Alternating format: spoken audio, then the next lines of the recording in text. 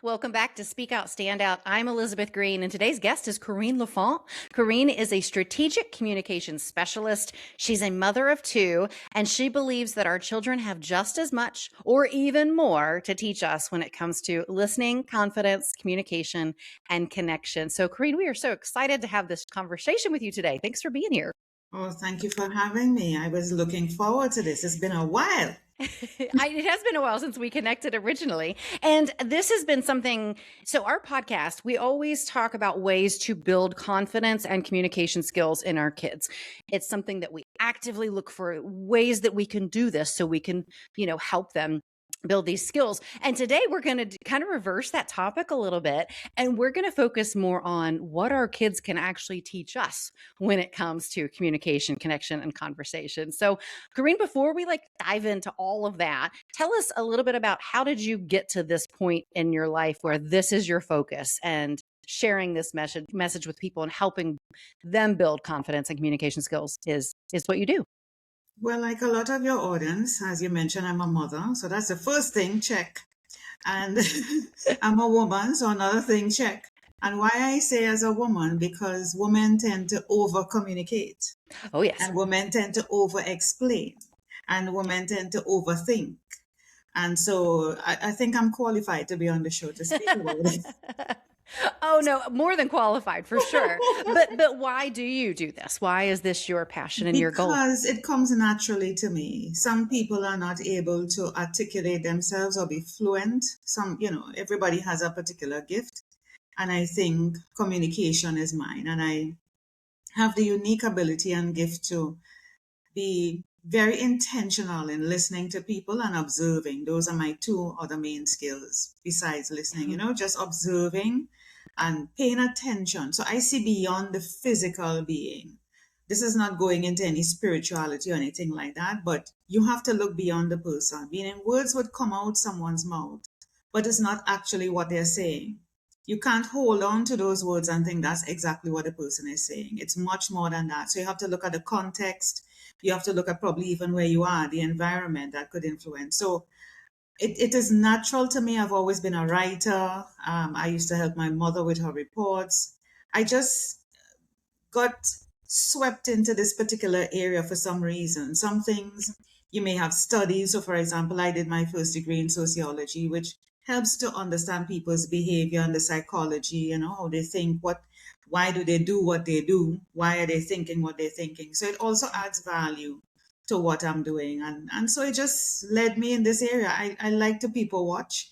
I like to listen to people and I like to, connect the dots. Yeah. And so it's very intriguing to me to just sit and listen and watch and try to figure out. I don't have to be in the conversation. I don't have to be near you at all, but I could figure from it, your body language, your facial expression, what exactly is going on. Yeah. And I think, we talk a lot about how we communicate, that we really do forget that listening is a huge part of that. And Yes. like you were just saying, when you were talking about that, you made me think of, when I listen to my family, my kids started their first day of school, back to school yesterday.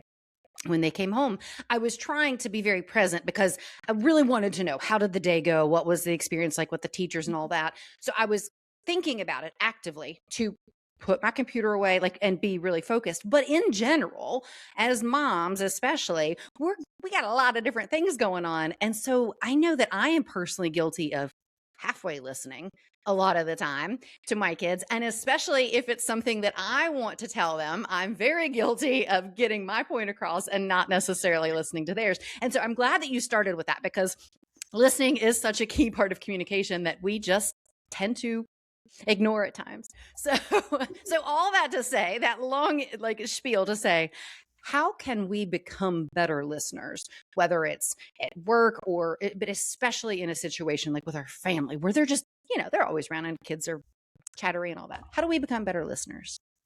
I like how you explained it, because at the same time you have a lot of ideas you want to share. Sometimes somebody may say something and you want to interject because it triggers off a thought, it triggers off a memory. It's like, yeah, I wanted to ask you about, and you cut them off. And they might be in the middle of a thought or explaining something really wild and crazy, and then you cut them off and they can't remember.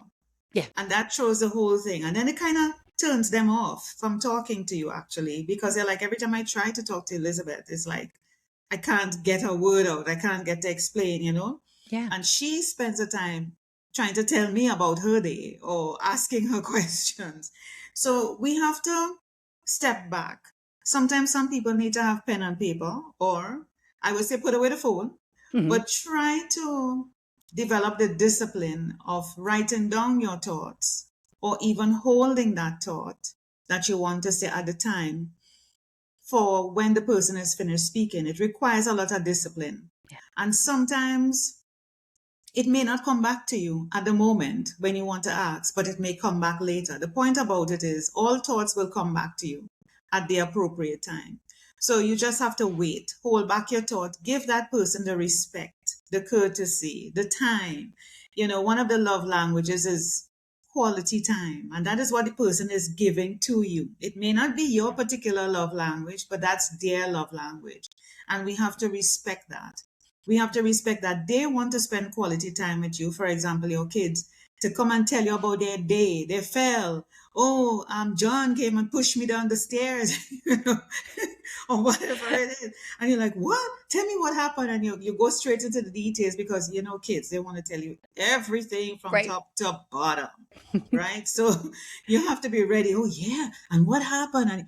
And you get all engrossed and you're like, oh my God. Don't start to share now that that happened to you when you were a kid. It doesn't matter. It's not about you. It's about them at this particular point. So pay attention to them. Get involved. Just like how you would watch a soap opera and be like, oh my God, is that John Abbott? Is that Mr. So-and-so from the Young and Red? You know, pay attention. Give them the time. Because think about it, Elizabeth. You would want somebody to do the same for you. You Yeah. would want somebody to give you that time, courtesy, and respect and not cut you off. So we have to put ourselves in the other person's shoe. How would we feel if we do that to them? So take a step back, hold your thoughts. Even if you forget, it will come back at the appropriate time. It may not be the appropriate time to ask them, but you could write it down. And at the appropriate time, you may say, hey, you were telling me about when John pushed you or you got that cut on your knee. And something came to mind, but I didn't want to interrupt you at the point. But it came back to me now. What about so and so? Or what about, and they'll be like, oh, so you give the space and then it gives you the space to think about, do I really needed to ask that question? Or was it phrased in a way that could come across, you know, with empathy as opposed to aggressiveness? So you have that space to reframe and revise the question that you wanted to ask in such a loving way. And you may decide not to ask it again because between when you last spoke to your son or daughter and when you plan to ask, you may have gotten the answer already. So you don't need to even ask it again. I love the point, 2 points that you made. One, if like it might go out of your brain, but then you said it will come back when it needs to, because I feel like I'm constantly being like, oh wait, I just had a thought and it's gone, you know? So I like your reassurance that it'll come back when it needs to. But also, you really struck on something about immediately when our kids are having a struggle, that we are so tempted to talk about ourselves, like you just said, and say, oh well, this happened to me when I was a kid and this is how I handled it. And you hit the nail on the head. It's not about me. And the way I handled it is not the way my kid's going to handle it. Exactly. It's completely about my child. And so I think we try to be helpful by letting them know this is a normal experience. You're not alone. But that's not necessarily the right route to go in conversations with them. And that is how you will also learn from your child, like what you were saying. How you dealt with John in your time, the so called John, at the point when you were younger. You might have knocked him down or run home and tell your father, and he would have waited for him after school around the corner, something. But now it's different, you Right. know. And so your daughter or son may come to you and tell you about John. And so you have to allow her or him to decide how they want to deal with it. And you will be thinking in your mind, God, I'm ready to kind of fist John. I'm waiting for him I'm waiting for him, you know? So when you hear how your child deals with it, you'll be like, oh my God, I would not have done that, but That's pretty cool. And hold up, this is my son or daughter. I'm doing a damn good job. So it makes you feel good about a parent. Not that your parents were bad at the time, but that was just how things were dealt with, Right. probably back in the day. And it's Right. what your parents knew to do. But Right. now is a different time. And so it reassures you that, hey, my son and daughter is taking a different approach. That's different. So they're teaching you. And you could even take that to the workplace or even with your friends or a job that may come to you in your adult life. Yeah. So learn, and Yeah. be open and willing. Absolutely.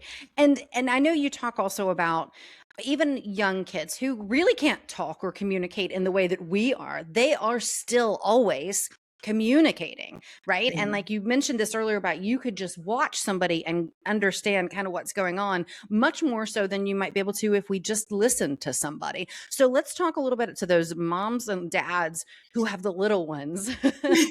Who are trying to figure out, the tantrums and all the things that they do to communicate. What are they telling us? What are they teaching us? And most importantly, yeah, what can we learn from it? Well, it all depends. You mentioned tantrums. So kids to me throw tantrums. It never happened to me necessarily with my kids. I can't explain the whole psychology behind it and what may be going through their mind.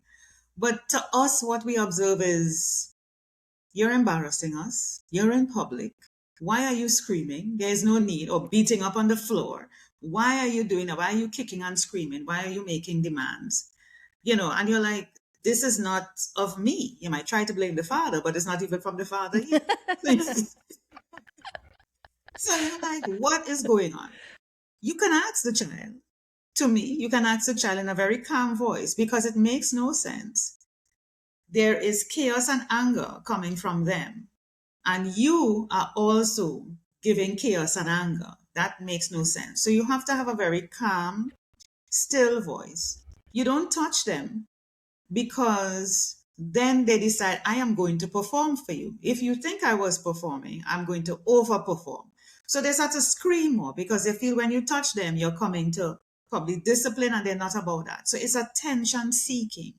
And so you want to find out what's going on. And sometimes you give them the space. Once they don't hurt themselves or there are no objects nearby for them to hurt themselves, they may beat out the energy. Whether they're screaming, throwing a tantrum, you sit there like, okay, I'm giving you the space to release Yeah. whatever Yeah. it is you're going through and just be calm until they're ready to calm down. But you always maintain a calm voice.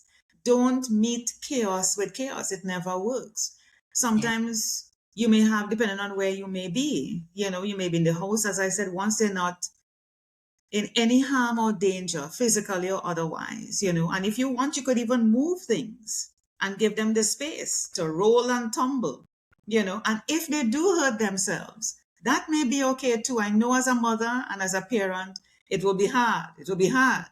But even if they do, they will stop because when they hit their elbow against something, that pain is going to take off the thought of what Right. was I screaming about again? It will now be about the elbow. And so now you come in and say, oh, what happened there? You heard the elbow. And suddenly they're like, what was I doing a while ago? You are certainly not going to remind them, but you have a gentle talk. Let's have a sit.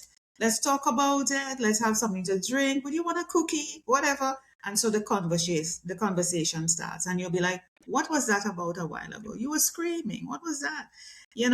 Why?" And you have a conversation, but always be calm. Sometimes we tend to grab them and be like, "Stop it! You're embarrassed," and that is your first reaction. But Yeah. again, control, discipline, calmness. That's always the best way to do it. And I tell you, these things travel into adulthood, Elizabeth. We see it at the workplace. People throw tantrums. Adults throw tantrums. Okay? And we have to be the one not to fight back with that person. We have to be Yeah. very calm about it. Yeah. I love what you're saying, because I feel like as a parent, you're right. Like, I mean, not fight. We know, like at work, we're not going to argue back with somebody. That's not going to help anything. But as parents, I think we feel like I need to teach them that this is not how we handle things, you know? Exactly. And so we do approach it differently.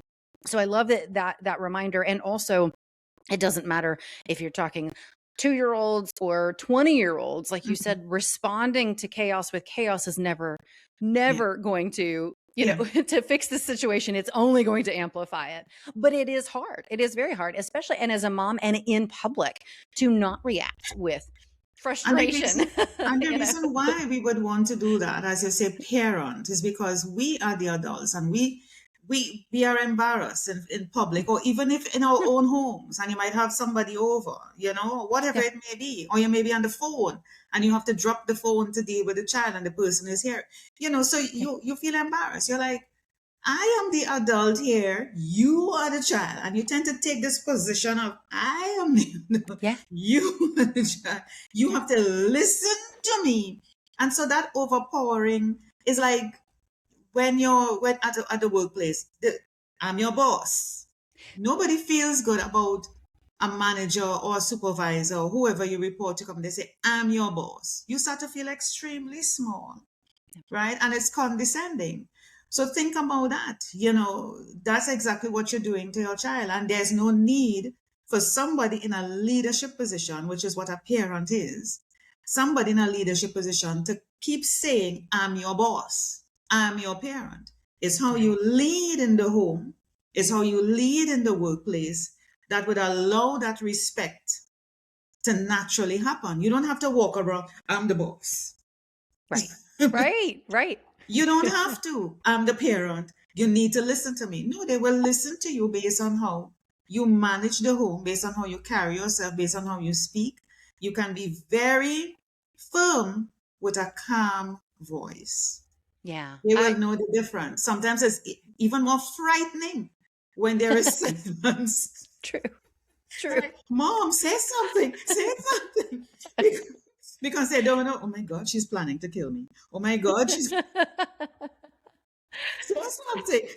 They so want you to speak or to smile. No, it's not Yeah. happening. Silence is worse. So you can do it with silence and a very calm voice because they don't know which angle you're coming from. Yeah. They don't know. Well, and I was thinking too, we expect our kids to be able, especially like little kids when they're throwing a tantrum, to tell us what is wrong. But I can think about many experiences in my very recent life, like in the past few weeks, where I have told my husband, I don't know what is wrong. I'm just not into, like, I'm in a mood right now. I don't know why, but I just am in this foul mood, and I can't even express like what's wrong. I don't know what's wrong. I'm probably hungry or something. Like you mentioned earlier, give them a cookie or something. Cookies solve most of the problems for kids, but expecting them to communicate what is the problem is an over expectation, I think, that we have. And then why do you need to know? That's the question you need to ask yourself. Why do I need to know? Do I really need to know this right now? No. When they are ready, they will tell me. Just like a friend. You're going to push your friend, tell me what happened. When they are ready, they will tell you. If they don't tell you, that's all right. But what is happening there? The dynamic is there's a gap. There's a curiosity you need filled, Yeah. And so Yeah. I can't figure out what it is, but I need to know. I need to know. Why? If Yeah. you don't know, that's fine. It's even better. It's even better because you can move along your day doing everything else that you do know. That's true. And I have my kids now are 13 and 17. And my 17-year-old talks all the time. He's very much like me in that way and tells all the things and all the things. My 13-year-old is much more like his dad. And I can watch his body language, like we talked about earlier, and know something's off. Of But course. it is very hard to get him to tell me. And I'm very guilty of what you just said. And I will pester him. You can talk to me, right? If something's wrong, I need to know. Yes. And like you just said, I don't need to know everything. Obviously, I need to know if he's in danger or anything like that. But I think He it's will the tell you. mom in me that's like, I want to fix whatever's wrong. I don't want my baby to be sad. You know? And that's okay. And that is love. But again, we have to understand the love language, what it is that they're communicating. And in their own time, it might be when you're sitting watching a movie. It might be when you're gardening and he may just come over you and say, "Hey, mom." And you'll be like, "Why are you here?" You're like, Yeah. "Why are you here? I'm gardening. Don't you have something to do?" That's the time when he wants to share. Yeah. Or right when we're ready to go to bed. It's usually then, right when we're ready to go to Just bed. when, right? Just when you were basically half eye closed and Yeah. you're like, "Mom," you're like, "Oh my God, yes, son, It be is. ready to listen. Be ready to wake up. Splash some water on your face. Drink Right. something. Be ready because that's when they're ready. It's not when you're ready.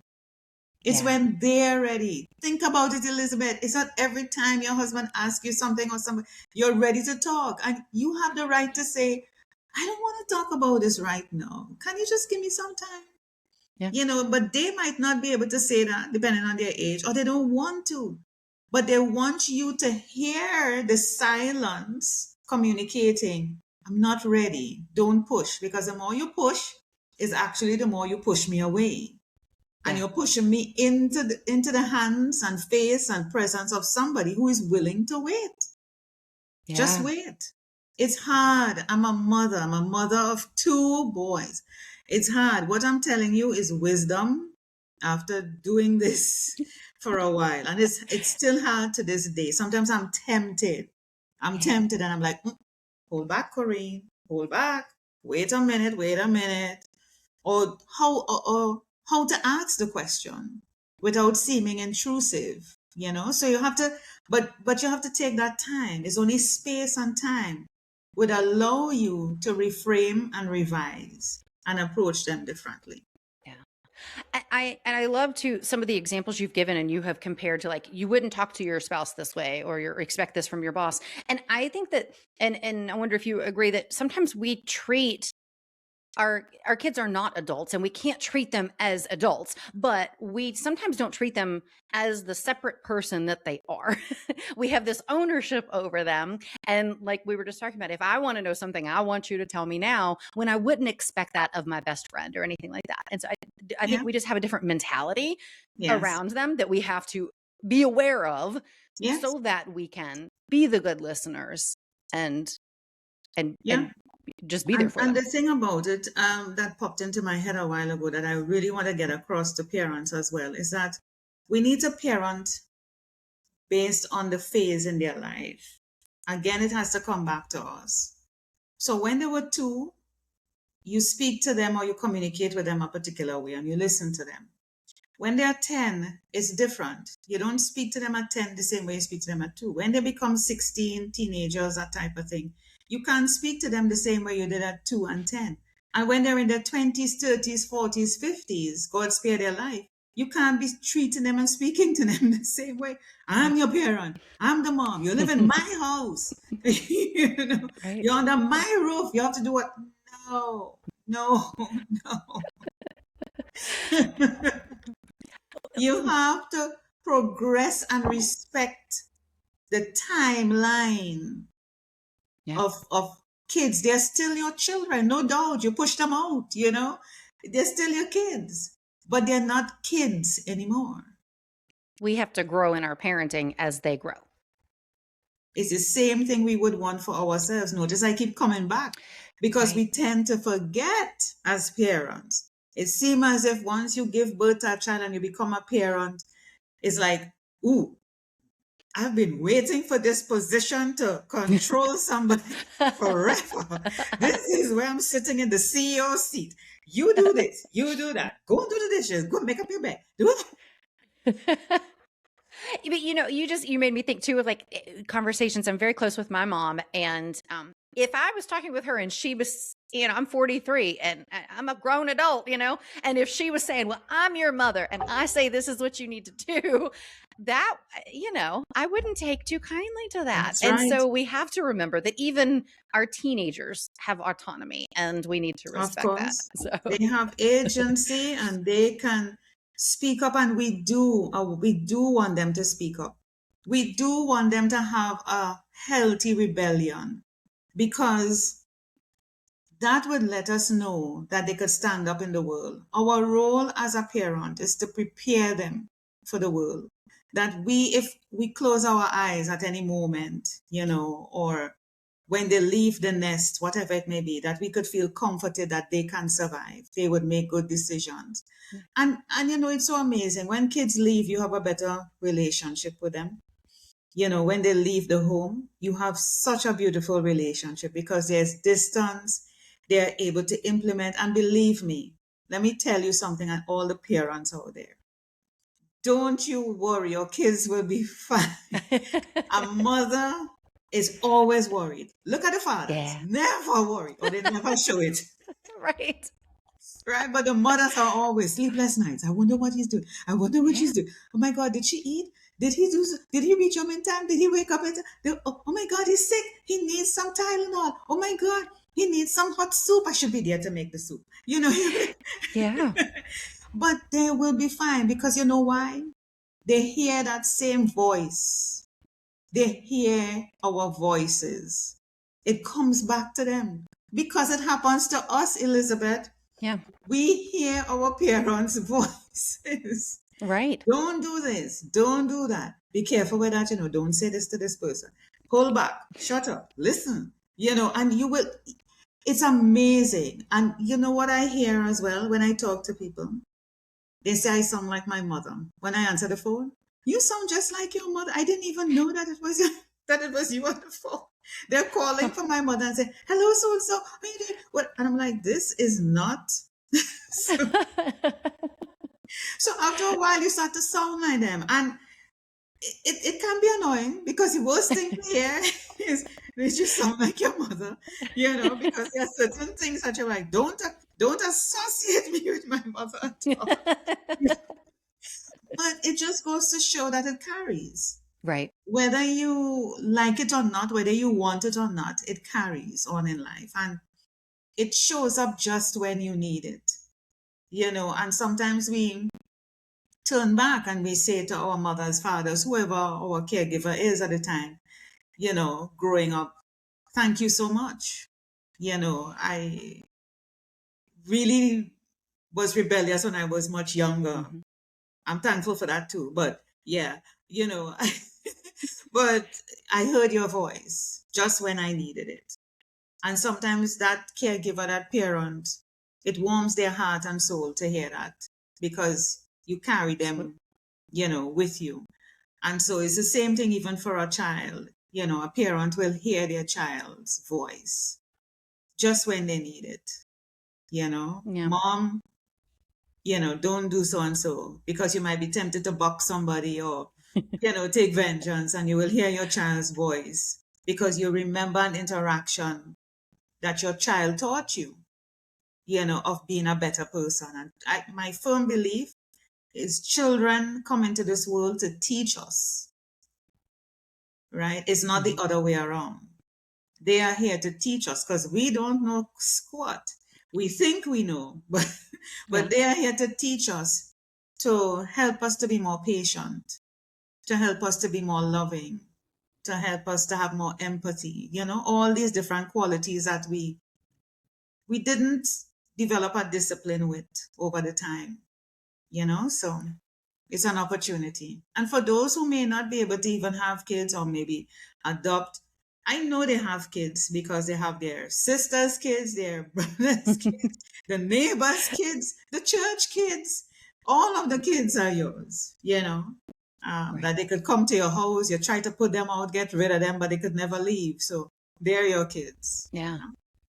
Well, and Corinne, I can't believe it. We are already out of time. You are a wealth of information and knowledge, and this was a fantastic conversation. And one of the things that is going to stick with me, and I just thought of this a second ago whenever we think about teachers and the Yeah. teachers who really make an impact on our kids, especially when they're teens and they're, figuring out who they are. Yeah. It's the teachers who listen. Yeah. And like you've talked about, that is a huge part of communication. And as parents, we have to remember that. And I love what you've told me. You've taught me a lot in this conversation, and I'm going to be working on these things with my own family to be a better listener, to be more patient, and to understand that they'll tell me when they need to tell me, if they need to tell me. And if they don't, that it's okay. I don't have to know It's everything. okay. Move along with your life. You have a life. That's Your right. life is not only about the kids, because That's that's true. another thing. I mean, Yeah. we think that everything is around our kids, but you need to have a life for yourself. Because Yeah. when they move on, what happens to Elizabeth? What happens to Corine? There's a Right. big gap. And now you're rushing them to have kids so that they could bring the grandkids over to fill the gap. And so you Right. continue the cycle. No, no, no. Have a life. Travel. Leave them home. Throw them in some home or something. While you go and have a life. That is absolutely right. It is easy to forget about ourselves whenever we're in the thick of it, especially when they need us for everything. So that's a Yes. fantastic reminder. Well, Corinne, is there anything else you want to share with our audience before we have to wrap things up? Have fun. Know that you're a little child in a big body. Don't get it twisted. We are all children in just a big body. And so we have needs. We need to be listened to. We need to be communicated with, not to, and just enjoy. Enjoy having your kids. Enjoy learning from them and enjoy adapting those learnings into all facets of your life. Well, I absolutely loved this conversation. And Corinne, anybody who's interested in following Corinne, we will have her links to social media and all the things. So it's super easy to connect with her. If you want more information, you can reach directly out to her. So if you're listening or watching, wherever you're at, the links are going to be right where you are. So you can follow her and learn more from her. Again, Corinne, thank you for your time and your wisdom. And again, we really appreciate you for being here. You're welcome. And thank you so much for having me, Elizabeth. And thanks for listening.